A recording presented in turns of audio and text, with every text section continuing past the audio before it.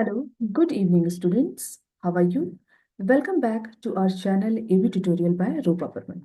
As you know that for last few days we have been studying Geography Chapter 4, Agriculture. In the previous video, we read about food crops other than grains and non-food crops. And in today's video, we will read the last topic of this chapter, that is technological and institutional reforms. So let's start. It was mentioned in the previous pages that agriculture has been practiced in India for thousands of years. है ना? Previous pages में हमने देखा कि agriculture हमारी country में करीब हजारों सालों से चल रही है. Sustained uses of land without compatible techno-institutional changes have hindered the pace of agricultural development. है ना? Sustained uses of land यानी लैंड का लगातार यूज करना एग्रीकल्चर में और उसमें कोई टेक्नो इंस्टीट्यूशनल चेंजेस नहीं करना, कोई टेक्निकल और इंस्टीट्यूशनल कोई चेंजेस भी नहीं लाना एग्रीकल्चर के फील्ड में, तो हमारी एग्रीकल्चरल के डेवलपमेंट है उसको रोक रही है. ये एग्रीकल्चर में जो डेवलपमेंट होनी चाहिए थी उतनी डेवलपमेंट नहीं हो पा रही है क्योंकि हमने कोई टेक्नोलॉजिकल इक्विपमेंट यूज नहीं किए हैं, हमने इंस्टीट्यूशनल रिफॉर्म्स नहीं किए हैं. That is the big reason. In spite of development of sources of irrigation, most of the farmers in large part of the country still depend upon monsoon and natural fertility in order to carry on their agriculture. है ना? In spite of development of sources of irrigation, irrigation के बहुत सारे sources develop हो चुके हैं, जैसे कि मल्टीपर्पज डैम बन गए हैं, कैनाल है, उनके थ्रू खेतों में पानी आसानी से लाए जा रहे हैं, ट्यूबवेल पंप, ये सारे चीज़ों का भी यूज़ आसानी से किया जा रहा है. सरकार की तरफ से हर चीज़ों में सब्सिडी भी दी जा रही है. इन सब चीज़ों में खेती बाड़ी की जो इक्विपमेंट है उसमें सब्सिडी भी दी जा रही है. तो इनके होने के बाद भी बहुत सारे लार्ज पार्ट हमारी इंडिया में ऐसे लार्ज एरियाज है, लार्ज पार्ट हैं जहाँ पर अभी भी किसान जो है मानसून पर ही डिपेंड है. यानी वो इरिगेशन के लिए उनके पास कैनाल से आने वाली पानी की सुविधा नहीं है, ट्यूबवेल पंप नहीं है, बहुत गरीब है, इन सब का वहन नहीं कर सकते, खरीद नहीं सकते, और सरकार की तरफ से जो सब्सिडी मिल रही है, छूट मिल रही है इन सब चीज़ों में, वो उनका फायदा नहीं उठा पा रहे क्योंकि करप्शन बहुत है देश में, भ्रष्टाचार बहुत ज़्यादा है. तो अभी भी वो मानसून पर डिपेंड है कि अगर जब बारिश होगी तभी खेतों में वाटरिंग होगी, इरिगेशन होगा. तो इस कारण कभी कभी क्या होता है, वो प्रोडक्शन नहीं हो पा रहा है, फसल खराब हो जा रही है पानी के अभाव में. ठीक है. और उनके पास इतनी समझ भी नहीं, वो पढ़े लिखे भी नहीं है कि उत्तम क्वालिटी का फर्टिलाइजर के क्या फायदे हैं, पेस्टिसाइड यूज करना सही है नहीं वो जान सके. तो ये सारी चीजें हैं कि इंस्टीट्यूशनल रिफॉर्म नहीं है ना हमारे कंट्री में. रिसर्च प्रोग्राम ज़्यादा होने चाहिए, एग्रीकल्चर से रिलेटेड कॉलेजेस ज़्यादा होने चाहिए, गांव में एक सक्रिय एक विभाग होना चाहिए जो गांव के जो लोग जो पढ़े लिखे नहीं है उनको एग्रीकल्चर की बार बार जानकारी दे सके. तो इस फील्ड में भी ज़्यादा से ज़्यादा काम होना चाहिए, उतनी तेज गति से नहीं हो रहा है. इसलिए अभी मोस्ट ऑफ द फार्मर्स जो है वो डिपेंड है मॉनसून पर. For the growing population this possess a serious challenge. Agriculture, which provide livelihood for more than 60% of its population, needs some serious technical and institutional reforms. हमारे country की जो 60% population है वो पूरी तरह से जो है एग्रीकल्चर पर डिपेंड है. इसलिए हमारे लिए एक अभी आने वाले समय में एक सीरियस चैलेंज है कि इतनी पॉपुलेशन का पेट भरने के लिए, है ना, हमारे एग्रीकल्चर वो सस्टेनेबल है, यानी एग्रीकल्चर हमारे इतने लोगों का पेट भर पाएगी आगे आने वाले समय में. ये बहुत बड़ी एक चिंता की बात है, एक बहुत बड़ा चैलेंज है. ठीक है. तो इंस्टीट्यूशनल रिफॉर्म की इसलिए बहुत जल्दी जरूरत है. इंस्टीट्यूशनल रिफॉर्म भी हो और सीरियस टेक्निकल टेक्नोलॉजिकल इक्विपमेंट्स भी यूज किए जाए. This collectivization, consolidation of holding, collectivization यानी कि act of organizing private industries or farm into a state control और community control unity. यानी कि प्राइवेट इंस्टीट्यूशन, प्राइवेट फार्म जो है वो जो स्टेट गवर्नमेंट के कंट्रोल में हो, उनका ज़्यादा से ज़्यादा वैसे प्राइवेट इंडस्ट्रीज लगाए जाने चाहिए हमारे छोटे छोटे शहरों में, गाँव में, ताकि लोगों को ज़्यादा से ज़्यादा रोजगार मिल सके. है ना. मान लो हमारी खेती बाड़ी उतनी अच्छी चल भी नहीं रही है, अगर कोई डेवलपमेंट एग्रीकल्चर फील्ड में जल्दी नहीं भी आ पाया तो प्राइवेट जो इंडस्ट्रीज है लोगों को रोजगार दे सके, लोगों का पेट भर सके. Consolidation of holding, cooperation and abolition zamindari. ठीक है. Consolidation of holdings and cooperation यानी होल्डिंग्स, जमीन में जो जमीनों में जो लोगों की जो कंसोलिडेशन, कंसोलिडेशन का मतलब क्या हो गया कि छोटी सी जमीन जो है बार बार टुकड़ों में बट गई है ना, जिसे चकबंदी कहते हैं, जोतों की चकबंदी. तो टुकड़ों में बट चुकी है तो उनको जो है वापस फिर से एक बड़े एरिया में कन्वर्ट करना. कोऑपरेशन एंड अवलेजिंग जमींदारी. है ना, सहकारी और जमींदारी, ये सब की प्रथा, ये सबको खत्म करना, were given priority to bring about institutional reform in the country after independence. तो इंडिपेंडेंस के बाद अभी हमारे केंद्र सरकार को ये टारगेट था कि सबसे पहले तो ये कलेक्टिवाइजेशन यानी कि प्राइवेट इंडस्ट्रीज को खुलने पर ज्यादा जोर देना, है ना।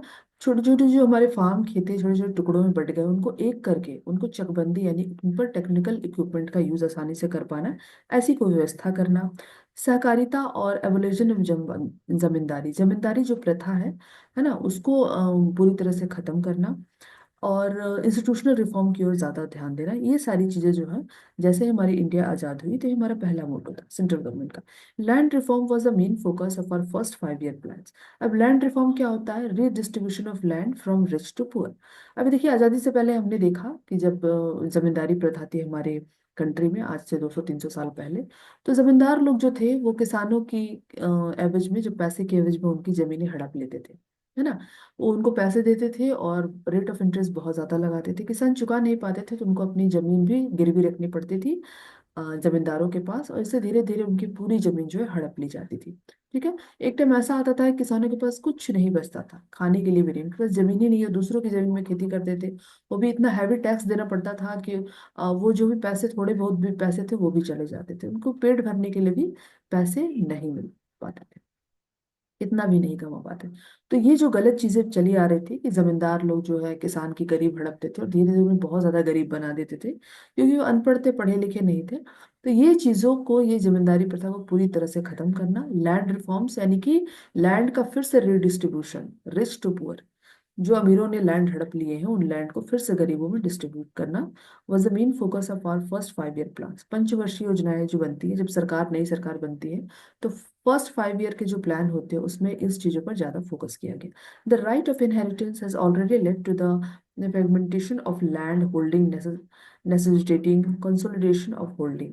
तो पहले से भी हमारी प्रथा थी राइट ऑफ इनहेरिटेंस, ये प्रथा जो भारत में चली आ रही है, उसमें जो है खेती की जो जमीन है बार बार टुकड़ों में बढ़ती जा रही है। ये मैंने पिछले टॉपिक में भी आपको पढ़ाया कि एक इंसान के पास अगर कुछ एकड़ जमीन है, तो अगर उसके 4 बेटे हैं तो वो एक एकड़ भी 4 भागों में डिवाइड हो गया।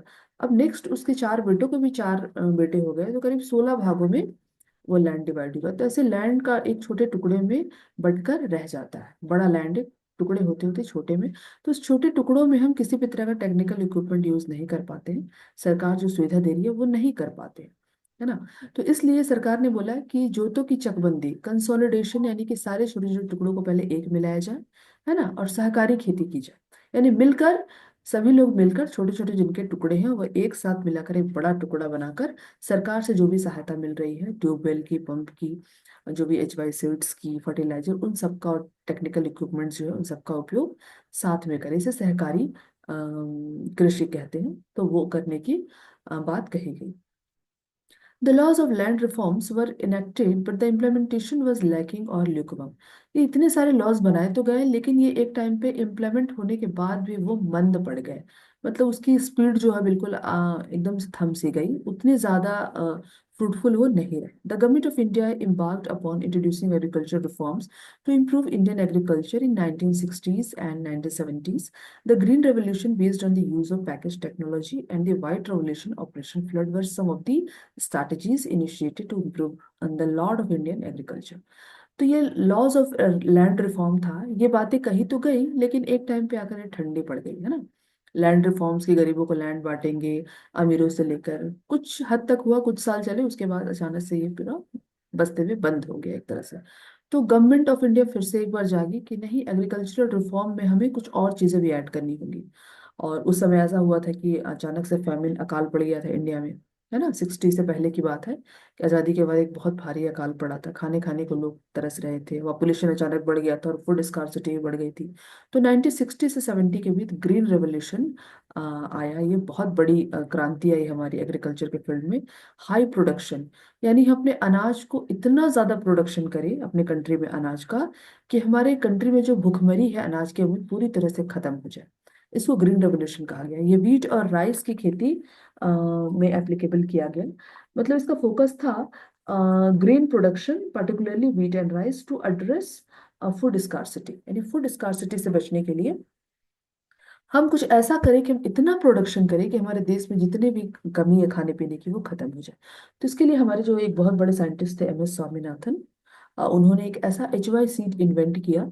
जो नॉर्मल सीड है उसमें एक जापानी हाइब्रिड की सीड को मिलाकर एक ऐसा सीट इन्वेंट किया उसके जीन्स से कि वो सीट बहुत ज्यादा, वो सीट जो हमने अपने पंजाब हरियाणा और उत्तर प्रदेश के खेतों में वो बीज लगाए तो उसका प्रोडक्शन इतना ज्यादा हुआ, इतना ज्यादा। जहाँ कहीं 10% ही प्रोडक्शन होता था वहाँ 70-80% तक हमारा प्रोडक्शन हुआ अनाज का, ग्रेन्स का। तो अचानक से ऐसा ग्रीन रेवोल्यूशन आया कि पूरे खेत जो है हरियाणा पंजाब और यूपी के लहलहाने लगे। इतना प्रोडक्शन होने लगा कि पूरे देश में भूखमरी, खाने पीने की कमी जो है एकदम से समाप्त हो गई। और देश को खिलाने के बाद भी इतना अनाज बच गया कि हम बाहर के कंट्री में एक्सपोर्ट भी करने लगे। तो एक बहुत बड़ा रेवोल्यूशनरी चेंज आया एग्रीकल्चर के फील्ड में। इसलिए इस समय जो भी हुआ इंसिडेंट उसको ग्रीन रेवोल्यूशन नाम दिया गया, 60 to 70 के भी। इसके साथ ही पैकेज टेक्नोलॉजी में एक वाइट रेवोल्यूशन भी हुआ। वाइट रेवोल्यूशन यानी कि दूध, मिल्क जो है उसके क्षेत्र में भी एक रेवोल्यूशनरी चेंज, यानी मिल्क का प्रोडक्शन बहुत ज्यादा करना, जिसे ऑपरेशन फ्लड भी कहा गया है ना। मिल्क का प्रोडक्शन ज्यादा करना, that means increasing milk production through the development of dairy industries, ज्यादा डेयरी इंडस्ट्रीज लगाना कंट्रीज में, है ना। और उसमें भी जितने पैकेज मटेरियल जो भी हम पैकिंग करते हैं उसकी गुणवत्ता को बढ़ाना, कि हम जो भी मिल्क का प्रोडक्ट जो पैक कर रहे हैं या मिल्क जो पैक कर रहे हैं वो ज़्यादा लॉन्ग लास्टिंग हो, ज़्यादा दिन तक टिके, खराब नहीं हो। इसके अलावा जितने भी हमारे पशुपालन के क्षेत्र में किसानों को बहुत सारी चीज़ों में सब्सिडी दी गई, जानवरों को खिलाने के लिए अनाज, उनकी चिकित्सा की सुविधा, फ्री में सुविधा, ताकि जानवर जो है वो छोटी मोटी बीमारियों से जो मर रहे थे उसके कारण से हमारा जो है मिल्क का प्रोडक्शन बहुत इफेक्ट पड़ रहा था, तो प्रोडक्शन जो है वो एक अच्छी दिशा में जाए, है ना। तो ये सारी सुविधाएं जो है सरकार ने दी, इसे वर्ल्ड रेवोल्यूशन कहा गया।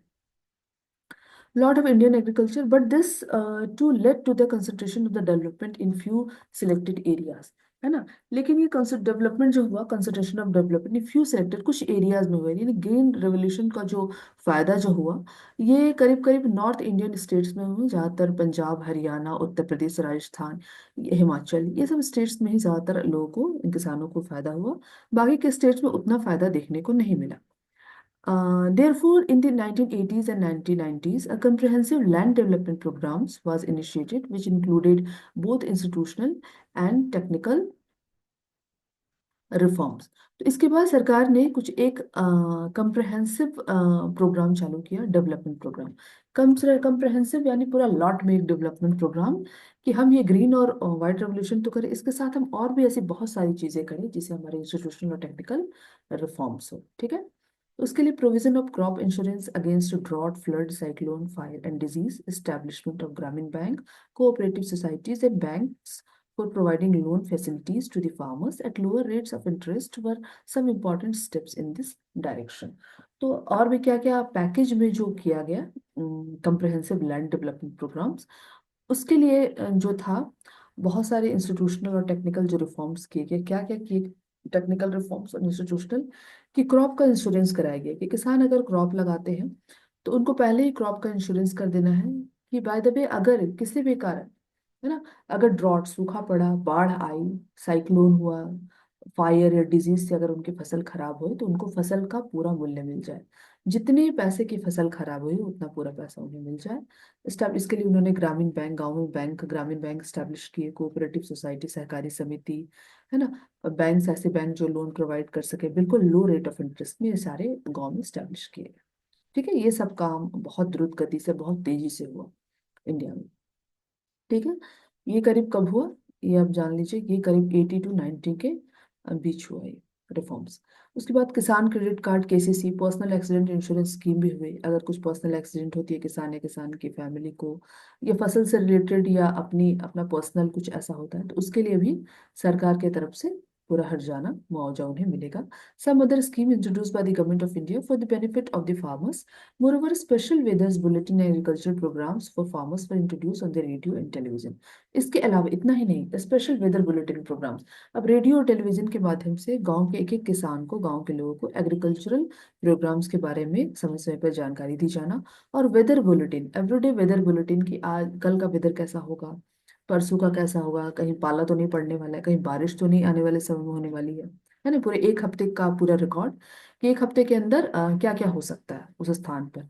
वेदर चेंज तो नहीं होने वाले हैं, है ना, कुछ ऐसा तो नहीं होने वाला कि फसल खराब हो जाएगी। तो ये सारे जो है ये जो है मौसम विभाग की तरफ से जानकारियां रेडियो टेलीविजन के माध्यम से लोगों को मिलने लगी। तो लोग अलर्ट होने लगे। पहले क्या होता था, अचानक पाला पड़ गया, अचानक बारिश, है ना, लोगों के पास रेडियो टेलीविजन नहीं था, ये न्यूज़ ऐसा इस टाइप से कुछ प्रोग्राम नहीं था सरकार की तरफ से। तो फसल अचानक से मेहनत बेकार हो जाती थी। पता चला किसान की फसल कटाई के लिए खेतों में है, वो काटने ही वाले थे, अचानक से बर्फबारी पड़ गई, अचानक से बारिश, तो करीब 40% फसल खराब हो गई, है ना। तो ऐसा हमेशा देखने को मिलता था। लेकिन जब से ये जो है मल्टीपर्पज जो प्रोग्राम है ये चालू किए गए, है ना, तो तब से क्या हो गया कि किसान को हर तरह की सुविधा, एक तो लोन की सुविधा है ही, किसान क्रेडिट कार्ड है ही, प्लस रेडियो टेलीविजन के माध्यम से भी वेदर बुलेटिन, मौसम का अनुमान जो है ये सब, और एग्रीकल्चरल प्रोग्राम्स और क्या क्या होते हैं सबकी सूचना दी जाने लगी।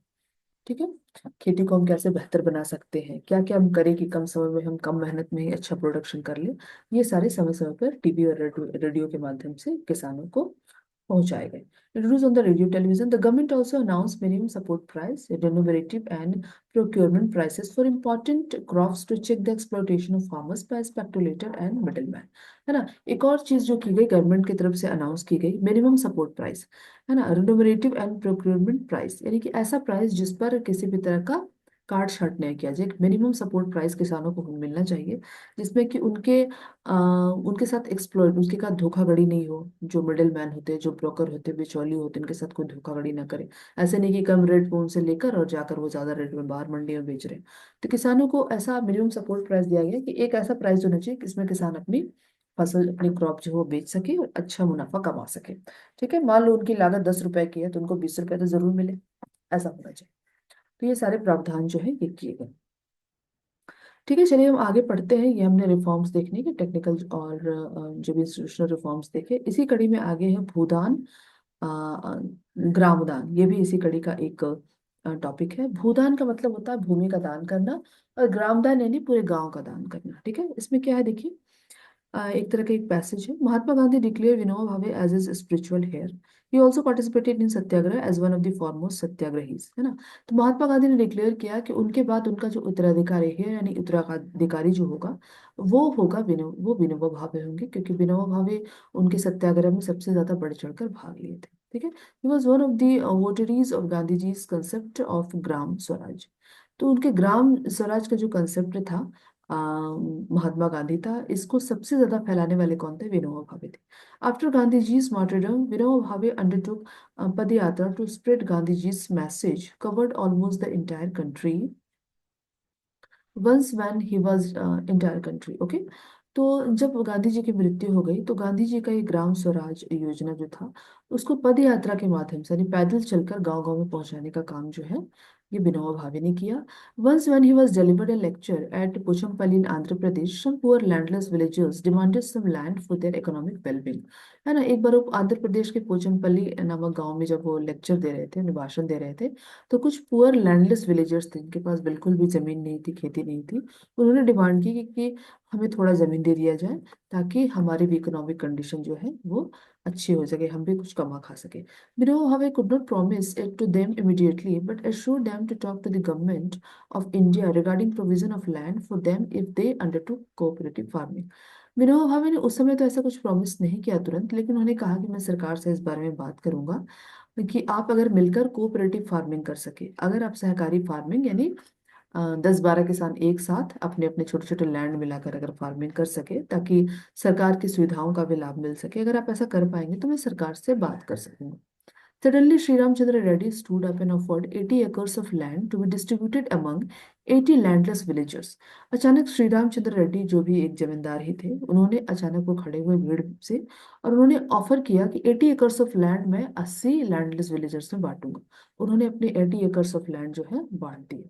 80 लैंडलेस विलेजर्स यानी हर विलेजर्स को 1 एकड़ ऑफ लैंड मिल गया, और 1 एकड़ बहुत ज्यादा होता है।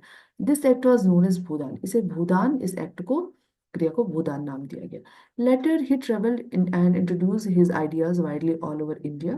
Some zamindars, owners of many villages, offered to distribute some villages among the landless। इसी कड़ी में कुछ जमींदार जो थे और कुछ ओनर्स, जो मैनी विलेजेस, ऐसे ओनर्स जिनके अंडर में 10-12 विलेजेस थे, बहुत सारे विलेजेस थे, तो उन्होंने गांव भी दान किए।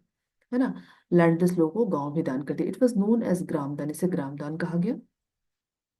However, many landowners choose to provide some parts of their land to the poor farmers due to the fear of land sealing acts. कुछ जमींदार डर के मारे अपने जमीन दान कर दिए, क्योंकि उनके पूरे लैंड को कहीं सरकार सील ना कर दे, सीज ना कर दे। तो कुछ कुछ थोड़े बहुत अपने लैंड के पार्ट उन्होंने भी दान किए। दिस भूदान ग्रामदान मतलब जितने जमींदार थे सभी, जिनके कंट्रोल में, जो इनके अंडर में लैंड था, सबने, किसी ने ज्यादा तो किसी ने कम, लेकिन सबने भूदान किया। This Bhutan Gramdan movement, initiated by Vinoba Bhave, is also known as the Bloodless Revolution. तो ये भूदान ग्रामदान मूवमेंट था। ये जीके में आ सकता है जनरल नॉलेज क्वेश्चन में कि भूदान ग्रामदान मूवमेंट किसने चलाया, तो हम कह सकते हैं विनोबा भावे ने। ब्लडलेस रेवोल्यूशन क्या था? ब्लडलेस रेवोल्यूशन है बिना खून बहाए, बिना एक बूंद खून बहाए, है ना, गरीबों को, अमीरों से जमीन लेकर गरीबों को बांट देना, है ना, जिसे ग्रामदान भूदान कहते हैं, उसे ही ब्लडलेस रेवोल्यूशन कहा गया। ठीक है, चलिए अब आगे बढ़ते हैं। आगे का टॉपिक है contribution of agriculture to the national economy, employment and output, है ना। एग्रीकल्चर का कैसे कंट्रीब्यूशन नेशनल इकोनॉमी में, हमारे नेशनल की इकोनॉमी यानी हमारी इंडिया की जो अर्थव्यवस्था है, इकोनॉमिक कंडीशन, बैकबोन है, वो करीब एग्रीकल्चर से ही आता है। एग्रीकल्चरल प्रोडक्ट जो हम उपजाते हैं और उसे एक्सपोर्ट करते हैं बाहर के कंट्रीज में, फिर एग्रीकल्चरल फील्ड में जो इतने सारे रोजगार हैं, बहुत से लोगों को इनमें रोजगार भी है। तो एक तरह से एक बैकबोन है अपना इंडियन इकोनॉमी का। The its share in the gross domestic product has registered a declining trend, लेकिन ये डिक्लाइनिंग में जा रहा है। 1951 ऑनवर्ड के आगे से हम देखें तो हमारे एग्रीकल्चर का जीडीपी जो है डिक्लाइन में जा रहा है ना। यानी पॉपुलेशन बढ़ रही है, लेकिन एग्रीकल्चर का प्रोडक्शन जो है, प्रोडक्टिविटी और एग्रीकल्चर से जो कंट्री को रेवेन्यू आते थे, वो उतना नहीं आ पा रहा है जितना कि आना चाहिए था। 51 ऑनवर्ड हमने देखा। उसके बाद हमने 60-65 में देखा ग्रीन रेवोल्यूशन आया। 80-90 में भी देखा बहुत सारे सुधार आए। तो उसके बाद जो हमारा जीडीपी अचानक से बढ़ा। According to Census of India 2011, about 54.6% of total workforce was engaged in agriculture. 2011 के जो भी सेंसस है उसके अकॉर्डिंग हम देखते हैं कि 54.6% यानी अराउंड 55% जो हमारे टोटल वर्क फोर्स है, हमारे जो लोग हैं, हमारे काम करने वाले लोग हमारे कंट्री में, वो जो है एग्रीकल्चर पे ही डिपेंड है। एग्रीकल्चर 55% काम करने वाले लोग यानी यंग लोग जो है एग्रीकल्चर पर डिपेंड है। allied sector activities which makes more than half of the Indian population depends, यानी देखा जाए तो half of the Indian population पर एग्रीकल्चर पर डिपेंड है फॉर सस्टेनेंस। ठीक है, अपने जो भी जीविका के लिए एग्रीकल्चर पर ही डिपेंड है। The declining share of agriculture in the GDP is a matter of serious concern because any decline and stagnation in agriculture will lead to a decline in other spheres of the economy having wide implication for the society। अगर agriculture के क्षेत्र में कुछ decline होता है, GDP अगर गिरता है, हमारा लो हो जाता है, तो उससे हमारे और भी जो सेक्टर्स हैं जिससे हमारे इकोनॉमिक कंडीशन अच्छी रही, वो भी खराब हो जाएंगे। ट्रांसपोर्ट भी खराब हो जाएंगे सेक्टर, और भी हमारी जो भी सेक्टर है, क्योंकि ये सारे कृषि पर डिपेंड है। जो मैन्युफैक्चरिंग इंडस्ट्रीज है वो खराब हो जाएंगे, उनकी कंडीशन खराब हो जाएगी, उनमें कच्चा माल जो है वो एग्रीकल्चर से ही आता है। तो एग्रीकल्चर से सब इंटरकनेक्टेड है कहीं ना कहीं। तो हमारी कंट्री की जीडीपी जो है टोटली एग्रीकल्चर पे ही डिपेंड है। अगर एग्रीकल्चर अच्छा हो तो और भी सारे इंडस्ट्रीज, मैन्युफैक्चरिंग इंडस्ट्री अच्छे से काम करेंगे, और कंट्री का जो है वो इकोनॉमी और रेवेन्यू ज्यादा आएगा, बूस्ट होगा। अब हम आगे देखते हैं consideration the importance of agriculture in India. The government of India made concerted efforts of modernized agriculture. Establishment of Indian Council of Agriculture Research (ICAR), agriculture universities, veterinary services, and animal breeding centers, horticulture development, research and development in the field of meteorology and weather forecast edge।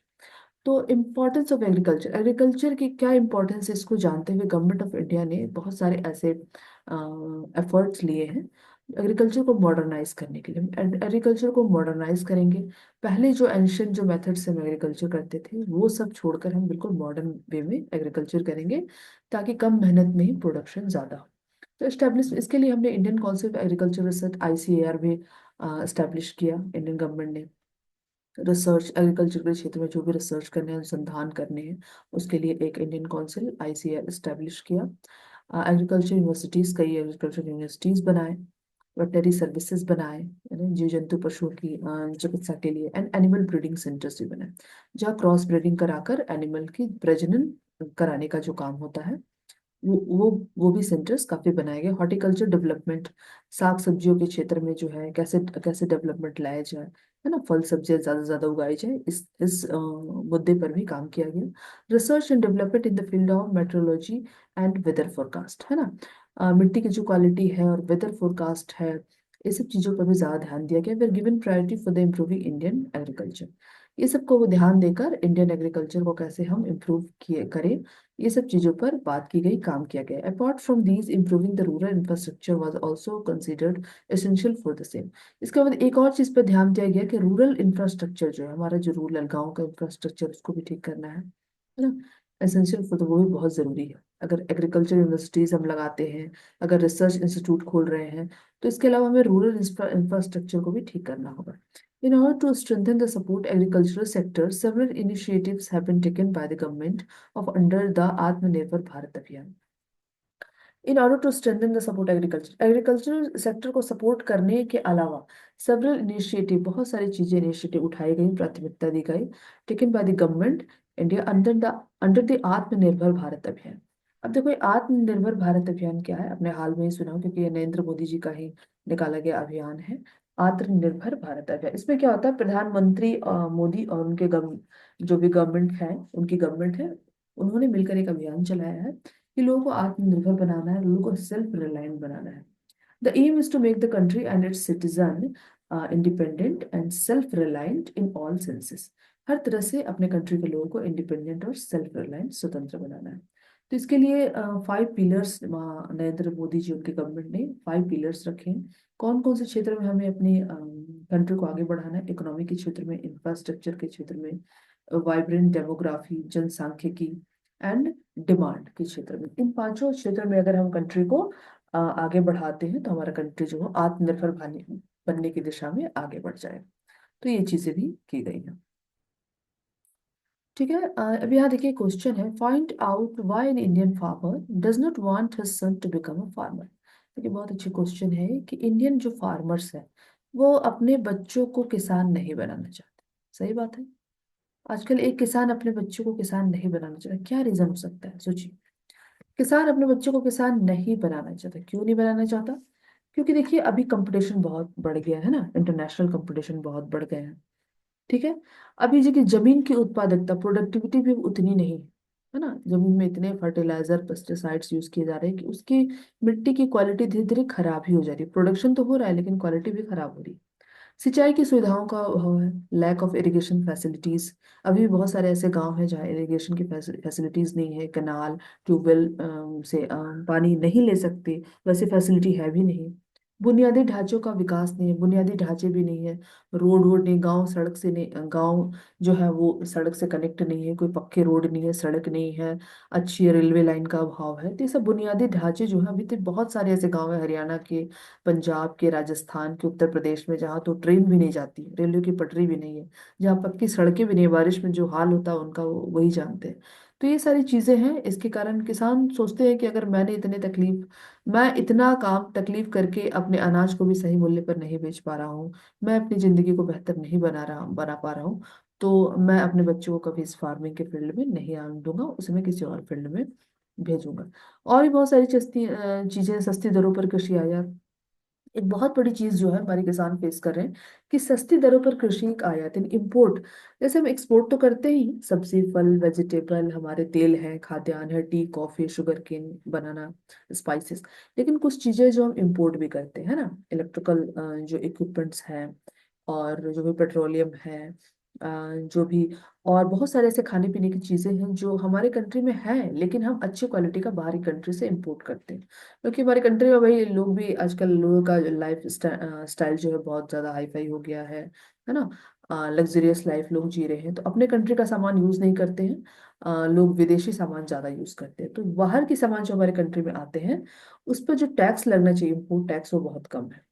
अगर सरकार उस पर ज्यादा tax लगा दे, तो बाहर की सामान हमारी कंट्री में नहीं बिक पाएगी। तो ये चीजें हैं कि सरकार उस पर टैक्स बहुत कम लगाई है, इसलिए बाहर की कंपनी, जो यूके यूएस की कंपनी, टूथपेस्ट हो गया, खाने का सामान हो गया, च्यवनप्राश हो गया, है ना, बहुत सारी ऐसी चीजें हो गई, प्रोटीन पाउडर हो गया, मिल्क पाउडर हो गया, बहुत सारी ऐसी चीज़ें हैं जो विदेशी हम यूज़ करते हैं, क्योंकि अपने आप को बहुत स्मार्ट, हम वेल एजुकेटेड, लग्जरियस मानते हैं, तो अपनी कंट्री की चीज़ों को उतनी हम वैल्यू नहीं देते, विदेशी चीज़ों को ज़्यादा सपोर्ट करते हैं। और विदेशी चीज़ें जो हमारी कंट्री में आती है तो उन पर इम्पोर्ट टैक्स बहुत कम है, इसलिए आसानी से हमारी कंट्री में वो आ जाती है और हम उसे खरीद भी लेते हैं। ठीक है, अपने कंट्री के सामान को नहीं खरीदते, तो ये गलत चीज़ें हो रही है। इसके कारण जो है अब वो फार्मर बहुत दुखी है कि इम्पोर्ट टैक्स कम है तो हम अपनी चीज़ें कहाँ बेचें। फार्मर जो इतनी अच्छी अच्छी चीज़ें उगा रहे हैं वो नहीं बेच पा रहे हैं, और बाहर की कंपनी, बाहर की कंट्री की चीज़ें आकर हमारी कंट्री में बिक रही हैं। तो इसके कारण भी किसान बहुत निराश है। और खेती में देखिए ज़्यादा मेहनत है, मुनाफा कम है, इतना किसान मेहनत करते हैं, उनको प्राइस क्या मिलता है? कभी कभी तो 10 रुपए किलो बोरी अनाज जो उन्हें उगाने में लगा, उनके उन्हें 5 रुपए भी नहीं मिलते, 2 ही रुपए मिलते हैं। यानी साल भर जो मेहनत की है उनका आधा भी उन्हें नहीं मिलता है। तो ये बहुत ही दुख की बात है हमारी कंट्री में। और ऐसे कंट्री में, दूसरी कंट्री में, यूके यूएस में ये सब नहीं है, तो हमारी कंट्री में ये सब चीज़ें जो बहुत गलत है, इसके लिए इसी चलते तो किसान आत्महत्या कर रहे हैं। हर साल लाखों किसान मर रहे हैं, ज्यादातर महाराष्ट्र में बहुत ऐसा देखा गया, महाराष्ट्र के गाँव में, तमिलनाडु के गाँव में, कि कितने लाखों किसानों ने आत्महत्या कर ली, जस्ट बिकॉज ऑफ दीज जो भी ये चीजें हैं उनके कारण। तो इसलिए किसान कभी नहीं चाहेगा कि अपने बेटे को किसान बनाए, वो चाहेगा कि मेरा बेटा ये पढ़ लिख कर बाहर जॉब करे, नौकरी करे, मेहनत का काम करके कोई फायदा नहीं। ठीक है, चलिए, तो ये चीजें हैं।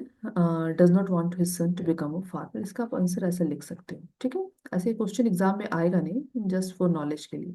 From the table 4.1 it is clear that through the GDP growth rate is increasing over the years, it is not generating sufficient employment opportunities in the country. देखिए, जीडीपी ग्रोथ डेवलपमेंट जो है, वो प्राइस जो है, वो जो हमारी country में है, वो हर साल बढ़ रहा है, लेकिन इसके बाद भी जो है हमारी कंट्री में रोजगार जो है उतने बढ़ नहीं रहे हैं, है ना। जीडीपी ग्रोथ डेवलपमेंट, जीडीपी जो भी इसका फुल फॉर्म होता होगा, वो बढ़ तो रहे हैं, लेकिन हमारी कंट्री में जो भी है रोजगार जो है वो नहीं बढ़ रहे हैं। ठीक है, देखने के लिए तुम्हारी कंट्री बहुत आगे बढ़ रही है, लेकिन हमारी कंट्री में अभी भी जो है रोजगार यानी कि जॉब की बहुत ज्यादा कमी है। ठीक है, एम्प्लॉयमेंट की कमी है। तो the growth rate is agriculture has been declaring which is an alarming situation है। Today, Indian farmers are facing a big challenges for international competition and reducing in the public investment, है ना।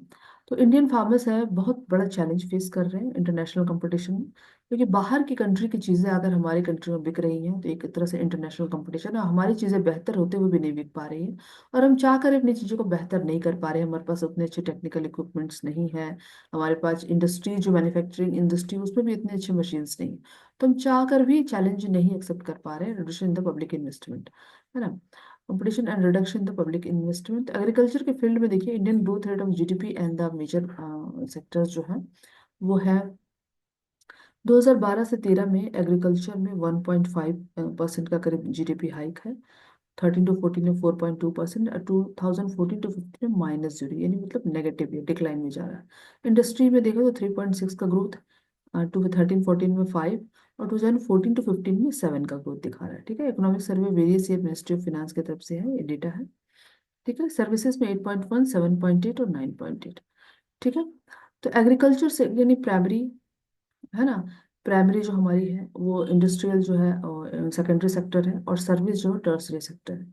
तो किस sector में सबसे ज्यादा benefit हो रहा है, आप देखो, सर्विस सेक्टर जो है वो ज्यादा इनकम कंट्री को दे रहा है। जीडीपी जो है अपने सर्विस सेक्टर से ज्यादा बढ़ रही है, 8.1% करीब है यहाँ, 7.8 और 9.8 दिखा रही है। और इंडस्ट्रियल सेक्टर में उसके बाद जो इंडस्ट्री सेक्टर है, मैन्युफैक्चरिंग इंडस्ट्रीज है, टर्सरी इकोनॉमिक हमारी जो है, उसके उससे थोड़ा कम है। और एग्रीकल्चर जो प्रोडक्ट है उससे जो हमारी जीडीपी है बहुत कम आ रही है, 1.5, 4.2 और -2। ठीक है, ये डेटा है। Subsidy on fertiliser is decrease leading to increase in the cost of production. Subsidy on fertiliser is decrease, subsidy जो छूट होती है फर्टिलाइजर पर, डिक्रीज कम हो गई है। Increase the cost of production, इसलिए प्रोडक्शन का कॉस्ट बढ़ गया है। फर्टिलाइजर पहले जो छूट मिलती थी वो अब छूट अब उतनी नहीं मिल रही है ना, इसलिए कॉस्ट जो है कि हर चीज का कॉस्ट बढ़ता जा रहा है। Moreover, reduction in the import duties on the agriculture products have proved detrimental to agriculture in the country. Farmers are withdrawing their investment from agriculture, causing a downfall in the employment in agriculture. ठीक है, reduction in import duties, import duties कम, जैसे मैंने आपने बताया कि import का tax जो है वो बहुत कम है। एंड उसके कारण से बाहर की चीज़ें हमारी कंट्री में बिक जा रही है, और हमारे कंट्री की अपनी चीज़ें जो बिक नहीं पा रही हैं। तो farmers are withdrawing their investment. अब फार्मर्स जो है अपना इन्वेस्टमेंट नहीं कर रहे हैं एग्रीकल्चर में, है ना। उनको डर है कहीं हमारी जो हम इन्वेस्टमेंट करें तो वो डूब ना जाए, खराब ना हो जाए, बर्बाद ना हो जाए, है ना। तो एम्प्लॉयमेंट अब एग्रीकल्चर में जो एम्प्लॉयमेंट है धीरे धीरे खत्म हो रहा है। पहले एग्रीकल्चर में लोगों का एम्प्लॉयमेंट का है कि एग्रीकल्चर में काम करने वाले बहुत लोगों की जरूरत पड़ती है, तो लाखों लोगों को एम्प्लॉयमेंट मिलता है। लेकिन जब बड़े किसान जो है वो अपना पैसा लगाना ही नहीं चाह रहे हैं, तो इन लोगों को रोजगार कैसे मिलेगा। तो ये भी ड्रॉबैक है एक तरह का। अब देखिए यहाँ पर क्या है कि when farmers have been facing so many problems and land under agriculture is decreasing, can we think of alternative employment opportunities in the agricultural sector? या बोल रहा है कि farmers जो है वो फेस कर रहे हैं बहुत सारे प्रॉब्लम एग्रीकल्चर में। तो आपको लगता है कोई अल्टरनेटिव एम्प्लॉयमेंट अपॉर्चुनिटीज है एग्रीकल्चर में? एग्रीकल्चर में कुछ ऐसी अपॉर्चुनिटीज है कि फार्मर्स जो है उनको ग्रैब कर सके। ठीक है। तो हाँ, हम कह सकते हैं कि हाँ, एग्रीकल्चर में ठीक है, खेती बाड़ी के अलावा भी बहुत सारी ऐसी चीजें हैं जो फार्मर्स अपना सकते हैं, जैसे हॉर्टिकल्चर। क्रॉप उगाने के साथ साथ सब्जियां भी उगाएं, फल उगाएं, इसमें भी पैसे अच्छे हैं। अगर क्रॉप अच्छा नहीं हो पा रहा तो फल सब्जियां, क्रॉप में ज्यादा इरिगेशन लगता है, फर्टिलाइजर पेस्टिसाइड, तो आप फल सब्जियां उगाएं, वो जल्दी उग भी जाती है 2 महीने में। उसमें ज्यादा पानी की भी जरूरत नहीं पड़ती, और उसमें ज्यादातर फर्टिलाइजर और पेस्टिसाइड भी लगाना नहीं पड़ता। एनिमल हस्बेंड्री में भी आप ना आजमा सकते हैं, है ना, करियर आजमा सकते हैं। एनिमल हस्बेंड्री यानी पशुपालन, गाय भैंस पालना, बकरी पालना, मुर्गा मुर्गी पालना। ठीक है। दुग्ध का जो है डेयरी बिजनेस कर सकते हैं आप, उसमें भी बहुत अच्छे इनकम है। फिर एक्वाकल्चर भी, पानी में उगने वाली जो फसलें हैं वो भी हम कर सकते हैं, पानी सिंघाड़ा, उसकी भी बहुत डिमांड है बाहर के कंट्रीज में। फिर एग्री बिजनेस भी कर सकते हैं, एग्रीकल्चरल इकोनॉमिक्स हम बन सकते हैं। इकोनॉमिक्स, एग्रीकल्चर में कैसे हम ज्यादा प्रोडक्शन करना है, इकोनॉमिक्स, अर्थव्यवस्था को कैसे एग्रीकल्चर के क्षेत्र में आगे बढ़ाना है, ये सारी चीजों की पढ़ाई होती है एग्रीकल्चर इकोनॉमिक्स। तो वो भी इस क्षेत्र में बहुत सारी जॉब है। फार्म मैनेजमेंट कंसल्टेंट भी बन सकते हैं, कैसे फार्म को मैनेज करें, छोटे छोटे फार्मों को मिलाकर एक बड़ा फार्म बनाकर कैसे टेक्निकल इक्विपमेंट इसमें लगा सकते हैं। ये सारी चीज़ों की जानकारी देना एक कंसल्टेंट का काम होता है। तो इस फील्ड में भी अपने हम रोजगार अपना सकते हैं, देख सकते हैं एग्रीकल्चर के अलावा। ये क्वेश्चन है। The next question is, why are farmers committing suicide in several states of the country? ये मैंने आपको बताया अभी थोड़ी देर पहले कि फार्मर्स क्यों सुसाइड कर रहे हैं। अपनी कंट्री में बहुत सारे स्टेट है वहाँ फार्मर्स सुसाइड कर रहे हैं। ठीक है। तो फार्मर सुसाइड कर रहे हैं उसका मैंने वो तो पहले तो बताया ही। ज्यादातर महाराष्ट्र, तमिलनाडु, कर्नाटका के फार्मर्स ने सुसाइड किया, अब तक के आंकड़ों से पता चला है कि एंड उनकी जो भी लॉ है, एंटी फार्मिंग लॉ है, बहुत सारे लॉ किसान के लिए बने हुए एंटी फार्मिंग है, उसको सूट नहीं करते हैं। हाई डेट बर्डन है किसानों को, डेट यानी कर्ज बहुत ज्यादा उनके पास, उन्होंने खेती के लिए लोन लिए और लोन कभी उन्हें चुका ही नहीं पाए, वो लोन बढ़ता ही जा रहा है ना, इंटरेस्ट कभी चुका नहीं पाए। फिर पुअर गवर्नमेंट पॉलिसीज है, गवर्नमेंट ने जो पॉलिसीज बनाई है किसानों के लिए, सुविधा के लिए, किसानों को सब्सिडी देना, किसानों को ये चीज हर चीज आधे दाम में उपलब्ध कराना, तो वो पॉलिसीज बहुत कमजोर है। वो पॉलिसीज कभी कहीं इम्प्लीमेंट हो रही है, कहीं इम्प्लीमेंट नहीं हो रही है। उसके बाद और भी चीजें से करप्शन इन सब्सिडीज, सरकार ने मान लो छूट दिया है 50% का बीज में, खाद में, तो उनको 50% छूट नहीं, 20% ही मिल रहा है, बाकी की चीजें जो है बीच में बिचौलिए ब्रोकर वो खा जा रहे हैं। ठीक है। तो इसमें भी करप्शन है, भ्रष्टाचार है बहुत। राशन की दुकानों में राशन भी मिलता है, जैसे जैसे हमने देखा है, उसमें भी राशन मिलना चाहिए 10 किलो तो 2 किलो ही मिल रहा है ना, 8 किलो वो बिचौली बीच वाले ब्रोकर वो खा जा रहे हैं। तो ये सब चीजें हैं। क्रॉप फेलियर, कभी कभी क्रॉप भी फेल हो जाता है। किसी साल मान लो किसान को लग रहा है बारिश बहुत अच्छी होगी, जो किसान अपने मॉनसून पर डिपेंड होते हैं, जिनके पास इतना पैसा नहीं है कि ट्यूबवेल लगा सके, कैनाल से पानी अपने खेतों में ला सके। ठीक है। तो वैसे किसान जो है पूरी तरह से मॉनसून पर डिपेंड रहते हैं इरिगेशन के लिए। तो वैसे किसान अगर मान लो उन्होंने बीज बो दिया, खेती तैयार कर ली, मॉनसून का वेट कर रहे हैं और उस साल मान लो बारिश नहीं हुई, तो समझो कि पूरा मेहनत उनकी बेकार हो जाती। तो क्रॉप फेलियर ये भी है। ठीक है। मान लो क्रॉप ने पूरे तरह से पक गए हैं, लेकिन अचानक तो उसमें कीड़े लग गए, तो पूरी क्रॉप खराब हो गई, है ना, पूरे 90% क्रॉप, तो वो भी एक क्रॉप फेलियर है। अचानक से फार्म में आग लग गई, वो भी क्रॉप फेलियर माना जाएगा। अचानक से पाला पड़ गया, तूफान आ गया, साइक्लोन, टिड्डों ने अटैक कर दिया, तो ये सारी चीजें जो है क्रॉप फेलियर। फिर मेंटल, अपने अलग मेंटल टेंशन है, उनके बच्चों का टेंशन, उनको खिलाने पिलाना, शादी ब्याह का टेंशन, ये भी किसानों का टेंशन है तो बना ही रहता है। प्रोफेशनल इश्यूज जो भी है, काम धाम के जो अपने प्रोफेशन का जो इश्यू है, बहुत तरह की चीजें हैं। जो वो फेस कर रहे हैं, फैमिली प्रॉब्लम्स है, फैमिली में हजार तरह के प्रॉब्लम्स, वो गरीब है, उनके बहुत तरह की चीजें प्रॉब्लम्स है, परिवार से रिलेटेड है ना, मनी से रिलेटेड। तो ये सारी चीजें हैं। और मूल्य में गिरावट, मूल्य में अक्सर गिरावट आती है। कभी कभी किसान इतनी मेहनत करते हैं लेकिन उनकी मेहनत का आधा भी उन्हें नहीं मिलता, है ना। उनको लगता है कि चलो 10 रुपए किलो हमारा अनाज बिकेगा, तो पता चलता है 2 रुपए किलो में बिका। तो ये सारी चीजें जो है बिल्कुल किसान को एकदम से अंदर से तोड़ देती है और वो सुसाइड करने के लिए मजबूर हो जाता है। तो ये several states of the country जो है, जैसे अब मैंने बताया, उन कंट्रीज में फार्मर्स ने अभी तक किए हैं। लेकिन अभी सरकार ने बहुत अच्छी इंश्योरेंस की जो स्कीम निकाली है ना, फसल की भी इंश्योरेंस जो है, कि अगर फसल आपने लगाई है और फसल लगाने से पहले उस फसल का, उस एरिया के फसल का इंश्योरेंस करवा दीजिए। बाय द वे, किसी भी तरीके से आपकी फसल खराब होती है तो उसका पूरा आपको हर्जाना सरकार दे देगी। तो ये सारी चीजें भी महाराष्ट्र, तमिलनाडु और कर्नाटक के गाँव में सरकार ने इम्प्लीमेंट की है, ये वाला पॉलिसी। तो उसके तहत अभी ये जो सुसाइड का रेट है पूरी तरह से खत्म हो चुका है। ठीक है। चलिए आगे हम पढ़ते हैं impact of globalisation on agriculture. अब ग्लोबलाइजेशन क्या होता है आपको पता है? ग्लोबलाइजेशन यानी एक कंट्री, हर कंट्री एक दूसरे से इंटरकनेक्टेड है, that is called globalisation. Globalization is not a new phenomenon. It was there at the time of colonization in the 19th century when European traders came to India. 19th century यानी 1800 something में, 1820 30 में जब European traders हमारी country में आए, colonisation हुई, हमारे country को कॉलोनीज बनाई उन्होंने। वो ट्रेड करने के लिए आए थे लेकिन धीरे धीरे हमारे कंट्री को पूरा कैप्चर कर लिया उन्होंने। यूरोपियन ट्रेडर्स जो थे, है ना, पोर्चुगीज थे, स्पेनिश थे, फ्रांसीसी थे, डच थे, फिर ब्रिटिशर्स थे। ये सारे लोगों ने आकर हमारी कंट्री को में कॉलोनीज बनाई थी। Came to India at that time too. Indian spices were exported in different countries of the world and farmers of South Indian were encouraged to grow these crops. ठीक है।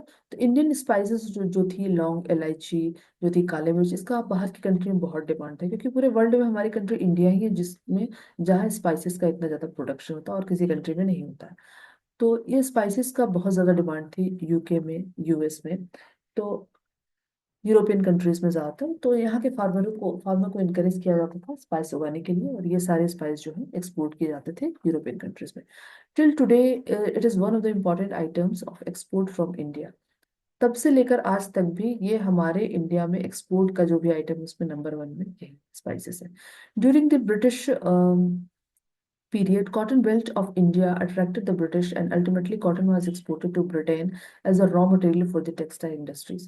ब्रिटिश पीरियड जब था, जब Britishers हमारे India में colony बनाए, तो उन्होंने कॉटन बेल्ट्स देखे। कॉटन बेल्ट्स यानी गुजरात, महाराष्ट्र, कर्नाटक, आंध्रा तक ये जो बेल्ट था जहाँ कॉटन बहुत ज्यादा मात्रा में उगाई जाती थी, तो बिल्कुल अट्रैक्ट हो गए यहाँ के कॉटेज इंडस्ट्रीज को देखकर, कॉटन इंडस्ट्रीज, टेक्सटाइल इंडस्ट्रीज को देखकर। तो उन्होंने क्या हुआ कि वो एक्सपोर्ट करने लगे, यहाँ से कॉटन उगाकर अपने कंट्रीज में ले जाने लगे, और वहां भी उन्होंने टेक्सटाइल इंडस्ट्रीज एस्टेब्लिश की और वहां भी वो कपड़े बनाने लगे। Cotton textile industries in Manchester and Liverpool flourish due to the availability of good quality cotton from India. जो मैनचेस्टर और लिवरपूल में जो कॉटन इंडस्ट्रीज है अपने यूरोपियन कंट्रीज में, उसमें वो फ्लोरिश इतना आगे तक इसलिए बढ़ी क्योंकि हमारे कंट्री से कॉटन वहां जाता था। You have read about the Champaran movement which started in 1917 in Bihar.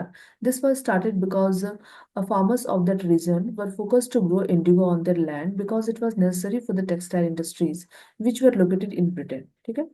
तो ये हमने देखा, हमने हिस्ट्री में भी पढ़ा है कि चंपारण जब मूवमेंट हुआ था 1917 में, चंपारण मूवमेंट क्यों हुआ था कि अंग्रेज जो है जबरदस्ती वहां के किसानों से नील की खेती करवा रहे थे, जबकि किसान अनाज उगाना चाह रहे थे, है ना। कोई भी किसान अपना अपने अपने बच्चों, अपनी फैमिली, अपने रिलेटिव का पेट भरने के लिए अनाज तो उगाएगा ही।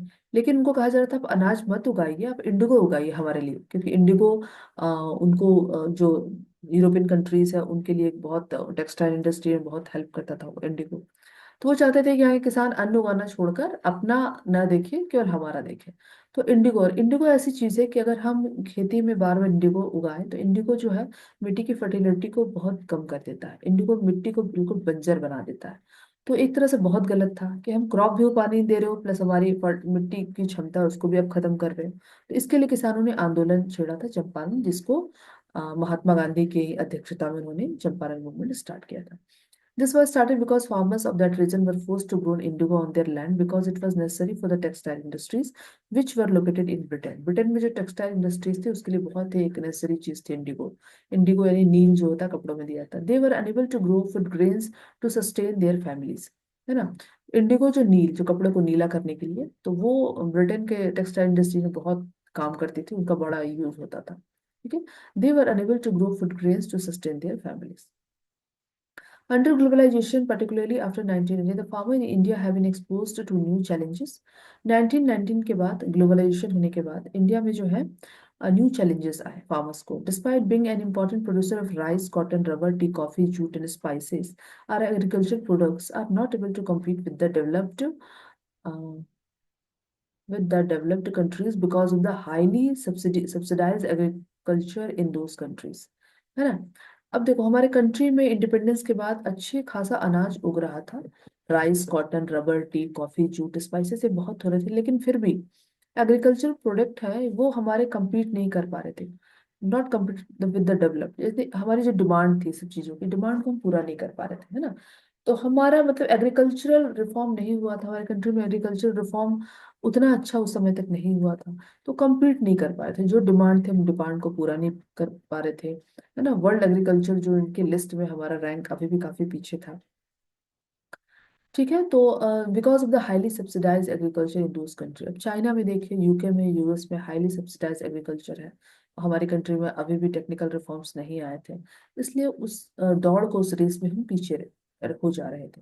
Today, Indian agriculture finds itself at the crossroad. To make agriculture successful and profitable, a proper thrust should be given to the improvement of the condition of marginal and small farmers. The Green Revolution promised much, but today it's under controversies, है ना। अब Indian agriculture को हम देखते कि cross road पर, ना इधर का ही है ना उधर का ही, है ना कुछ आगे ही बढ़ पा रहा है ना पीछे ही हट पा रहा है।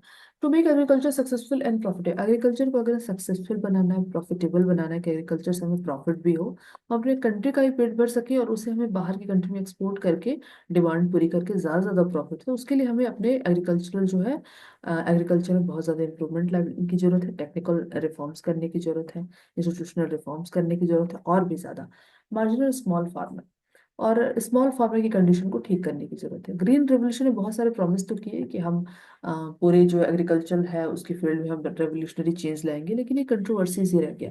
क्योंकि इसलिए रह गया कि केवल 3-4 राज्यों में ही सारी फैसिलिटीज मिली और राज्यों को फैसिलिटीज नहीं मिली। It is being alleged that is it has cause land degradation due to over use of chemicals, है ना। कंट्रोवर्सीज भी इसलिए भी रही क्योंकि ग्रीन रेवोल्यूशन से कहा गया था कि फायदे ही फायदे होंगे, लेकिन फायदे तो हुए, लेकिन एक टाइम के बाद कंट्रोवर्सीज यानी नुकसान भी होने लगे। बहुत ज्यादा पेस्टिसाइड, बहुत ज्यादा फर्टिलाइजर, बहुत ज्यादा इरिगेशन से मिट्टी दिन प्रतिदिन खराब होने लगी, है ना। मिट्टी की क्वालिटी और ज्यादा खराब होने लगी। प्रोडक्शन जो हम अन्न उपजा रहे थे उसकी भी क्वालिटी खराब होने लगी, उसमें स्वाद खराब होने लगी, उसमें जो न्यूट्रिएंट्स होने चाहिए वो नहीं होने लगे। ठीक है। तो ये सारी चीजें आने लगी। ठीक है। तो इसका कारण ये था कि हम जो चीजें यूज कर रहे हैं बायोकेमिकल इनपुट, उसका जो साइड इफेक्ट था, over use of chemical, drawing aquifers and vanishing biodiversity. The keyword today is gene revolution which include genetic engineering. Genetic engineering जो की गई है, जेनेटिक इंजीनियरिंग यानी कि एक नॉर्मल से बीज हो, प्लांट के बीज में एक हाई क्वालिटी का, अच्छे क्वालिटी का दूसरे कंट्री का कुछ बीज को ब्रीडिंग कराकर उसमें एक मिलाकर एक नया जीन बनाया जाए, है ना। और उस जीन से जो बीज बने उसको अपने यूज करके अपने खेतों में प्रोडक्शन को बढ़ाना, that is called genetic engineering. Genetic engineering is recognized as a powerful supplement in inventing a new hybrid varieties of seeds.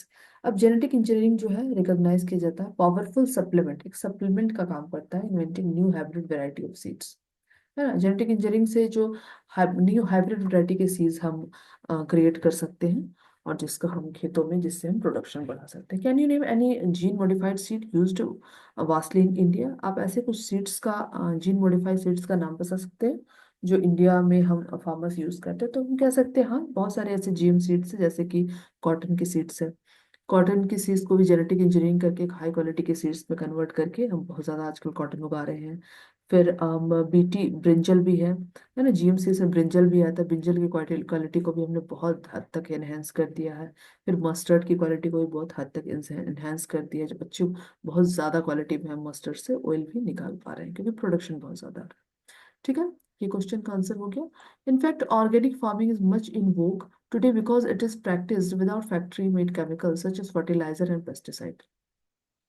लेकिन अब ऑर्गेनिक फार्मिंग को महत्व दिया जा रहा है। ठीक है, एक समय ऐसा था जो हमें अ, जितना भी बायोकेमिकल इनपुट्स आर्टिफिशियल चीजें अपने फार्म में यूज कर रहे थे, क्योंकि उस समय ऐसा था, फूड स्कार्सिटी अपनी कंट्री में बहुत ज्यादा थी, है ना। तो ये जरूरत था, उस समय की डिमांड थी। लेकिन अब वो जरूरत खत्म हो गई है। अब कंट्री में इतना तो उपज जाता है कि हम खा भी सके और दूसरी कंट्री में बेच भी सके। तो अभी वो चीजें खत्म हो गई है, फूड स्कार्सिटी खत्म हो गई। लेकिन अभी हमने एक चीज और सामने आई है कि फूड डिमांड खत्म तो हो गई है, लेकिन हम जो खाना खा रहे हैं, जो अनाज खा रहे हैं, उसमें वो ताकत वो नहीं रही है। न्यूट्रिएंट्स जो है उसमें वो नहीं है जो हमारे शरीर को ताकत दे सके। उल्टा बहुत सारी बीमारियां शरीर में आ जा रही हैं, है ना, इन ये क्रॉप, ये अनाज से।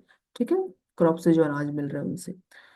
तो इसलिए अभी लोग जो है ज्यादातर ऑर्गेनिक फार्मिंग की ओर फिर से मुड़ रहे हैं। ऑर्गेनिक फार्मिंग क्या होती है? ऑर्गेनिक फार्मिंग जिसमें किसी भी तरह के कोई केमिकल फर्टिलाइजर पेस्टिसाइड्स यूज नहीं किया जाए, है ना, कोई भी केमिकल यूज नहीं किया, तो ऐसी खेती भी को भी प्राथमिकता दी जा रही है।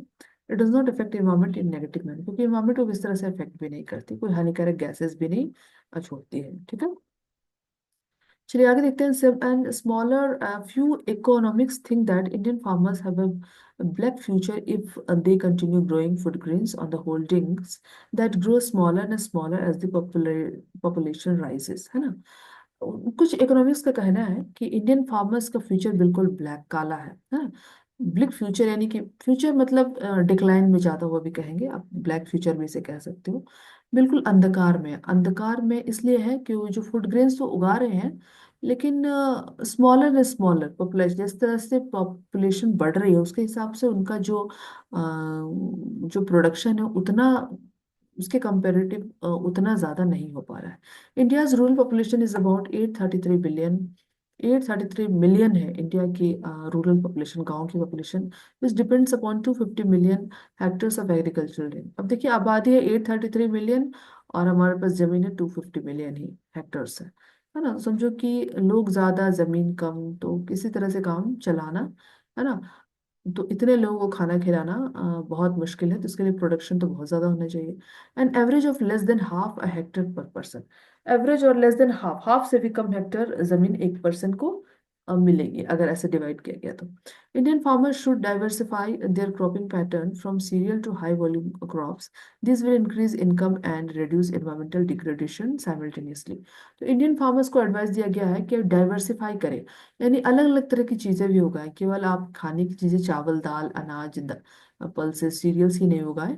अब इसके अलावा ऐसी चीजों को ज्यादा प्राथमिकता दें जिसकी बाहर बहुत डिमांड है, जिससे इस कंट्री को बहुत ज्यादा पैसा आ सकता है और जिससे इन्वायरमेंटल डिग्रेडेशन भी नहीं हो, है ना। इन्वायरमेंटल डिग्रेडेशन यानी इन्वायरमेंट, हमारे वातावरण जो खराब हो रहा है, ये जो भी तरह तरह के पेस्टिसाइड्स और फर्टिलाइजर यूज करते हैं और वो सारे केमिकल है, उनसे एटमोसफियर जो इन्वायरमेंट खराब हो रहा है, हानिकारक गैसें निकल रही है, तो वो सब चीज़ें भी खत्म हो जाए। बिकॉज फूड में fruits, medicinal herbs, flower, vegetable, biodiesel crops like jatropha and jojoba need much less irrigation than rice और शुगर केन।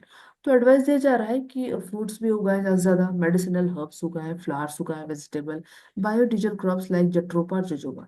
ये बायोडीजल क्रॉप का होता है एक तरह से फ्यूल का काम, जैसे हम फ्यूल, हमारा पेट्रोल और डीजल होता है, वैसे हम प्लांट से भी डीजल निकाल सकते हैं। ये क्रॉप होते हैं, इनके बीज से एक तेल निकाला जा सकता है, जाता है, जिसे बायोडीजल कहा जाता है ना। तो ये जट्रोपा और जोजोआ बोलते हैं, जिसका ईंधन के रूप में इस्तेमाल होता है। तो हम ऐसे फसल उगाएं जिसमें हमें कम पानी लगे, इरिगेशन भी कम लगे। राइस और शुगर केन, राइस और शुगर केन में जितना पानी लगता है उससे बहुत कम पानी में ही हमारा ये फार्मिंग हो जाए और हमें इसका आउटपुट ज्यादा मिले। India's diverse climate can be harnessed to grow a wide range of high volume value crop. India की जो डाइवर्स डाइवर्स क्लाइमेट है, to grow wide range of high value crop, है ना, वो ऐसी है कि वो wide range of high value crop भी उपजा सकती है। ठीक है, change in cropping pattern, for example, from cereal to high value crops will mean that India will have to import food. ठीक है। अगर हम अपने क्रॉपिंग पैटर्न चेंज करते हैं, हम शुरू से जो चावल, राइस, सीरियल्स उगाते आ रहे हैं, शुगर शुगर केन उगाते हैं, उसकी जगह पर हम अगर हाई वैल्यू क्रॉप्स यानी वैसी क्रॉप्स जिसको बेचने से ज़्यादा पैसे मिले, एक्सपोर्ट से ज़्यादा पैसे मिले, इसकी डिमांड ज़्यादा हो, वैसे उगाएं, will mean that India will have the import food. During 1916 the world have been seen as a disaster. But if India imports cereals while exporting high value commodities, it will be following successful economic like Italy. अगर India जो है इन फसलों पर ध्यान न देकर, serials पर ध्यान नहीं देकर हाई वैल्यू कमोडिटीज उगाए, तो भी उस उन सक्सेसफुल कंट्री के लिस्ट में आ जाएगा जो आज हाई वैल्यू कमोडिटीज से फायदा कमा रहे हैं, जैसे इटली, इजराइल, चिली। ये ऐसी कंट्रीज जिन्होंने अपने क्रॉपिंग पैटर्न चेंज किए, जिन्होंने वैसे फसलें उगाए जिनकी प्राइस बहुत ज़्यादा थी, मार्केट में डिमांड ज़्यादा थी, और ये सब उगाकर ये जो कंट्रीज है, इटली, इसराइल और चिली, अब बहुत रिचेस्ट कंट्री बन गए। तो इंडिया को भी इस दिशा में आगे बढ़ना चाहिए। These countries exports farm product, fruit, olives, speciality, seeds and wines, ये चीज़ें उगाती हैं जिसकी पूरे वर्ल्ड में बहुत ज़्यादा डिमांड है। एंड इम्पोर्ट सीरियल्स, और सीरियल्स मंगा लेते हैं, इम्पोर्ट कर लेते हैं। जिस चीज की वैल्यू कम है, जिस चीज का मूल्य कम है, वो बाहर से इंपोर्ट कर लेते हैं, और जिस चीज की वैल्यू ज्यादा है उगा लेते हैं। तो कहने का मतलब कि इंडिया में जैसे जिस चीज की चावल, सीरियल्स, इस सब की वैल्यू जो है उतनी प्राइस बाहर उसको मार्केट में नहीं मिलती, तो आप ये सब मत उगाओ। आप चाहो तो बाहर से ही मंगा लो, लेकिन इसकी पूरे वर्ल्ड मार्केट में सीरियल्स जो है इसकी प्राइस बहुत ही कम है, वैल्यू बहुत ही कम है। जबकि fruits, olives, specialities, seeds and wines, ये सब चीज़ों की बहुत ज़्यादा डिमांड है। तो ये सब चीज़ों को उगाए, बाकी सस्ती चीज़ों को हम बाहर से मंगा सकते हैं। Are we ready to take this risk? Debate the issue. क्या हम यह रिस्क लेने के लिए तैयार है? अगर हम ऐसा रिस्क लें तो हो पाएगा? तो इस पर आप डिबेट कर सकते हैं, ऐसा कहा जा रहा है। चलिए, अभी हम लेसन को यहीं एंड करते हैं। फिनिश कर, हमारा ये लेसन आज फिनिश हुआ, करीब 4 वीडियोज में फिनिश हो गया। इससे रिलेटेड क्वेश्चन आंसर्स हैं जो हम आगे भी करेंगे। ठीक है। आपको ये वीडियो लेसन कैसा लगा? अगर अच्छा लगा तो लाइक एंड सब्सक्राइब करें। अगर कुछ सजेशन देना चाहते हैं तो आप वो भी दे सकते हैं, कुछ ज़्यादा डिटेल में इंफॉर्मेशन चाहिए तो वो भी आप शेयर कर सकते हैं। चलिए, मिलते हैं फिर नेक्स्ट वीडियो में, तब तक के लिए बाय बाय।